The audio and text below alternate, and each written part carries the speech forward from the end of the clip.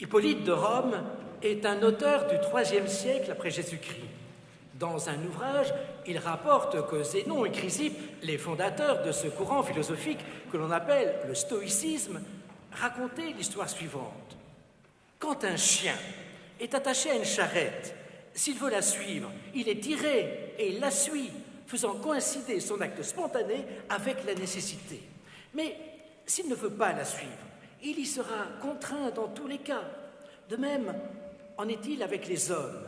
Même s'ils ne le veulent pas, ils seront dans tous les cas contraints de suivre leur destin. Zénon et Chrysippe ont naturellement raison. C'est même une évidence. Nous sommes attachés, liés à la vie. Nous y avons nos habitudes, nos certitudes, mais il faut qu'un événement surgisse pour nous conduire là où nous ne souhaitions pas aller. En tout cas, pas si vite, en tout cas, pas de cette façon. La perte d'un ami, la perte d'un amour, la vieillesse qui nous rattrape, une maladie grave, nous ne faisons jamais le poids par rapport à la charrette qui avance, qui avance. Alors de solutions se présentent, ou bien on tire sur la corde, on crie, on hurle, mais en vain. Et on fait de ce voyage un calvaire.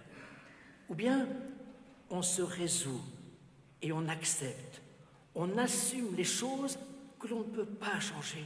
On comprend qu'on n'a pas pouvoir sur tout. Et l'on se surprend finalement de ce voyage tout à fait inattendu. C'est peut-être à peine si l'on sent désormais la laisse. Bien sûr, le terme du chemin est le même, mais d'une part, il aurait été vécu dans la peur, la révolte, l'angoisse, mais de l'autre, il aurait été vécu dans une forme de sérénité et peut-être même de bonheur. La question est alors celle-ci. Lequel de ces deux chiens souhaite-t-on être ?